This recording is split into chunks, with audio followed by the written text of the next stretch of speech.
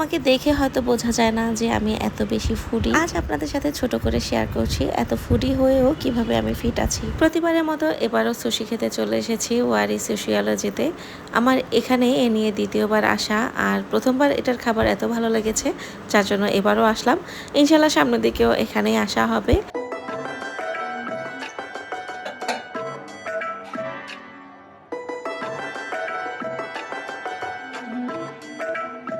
Sushi আমার খুবই favourite একটা ফুড। ঢাকায় যতবারই আসি আমার সুশি ট্রাই করতেই হবে এবং আমি বিভিন্ন জায়গায় ঘুরে ঘুরে সুশিটা ট্রাই করি।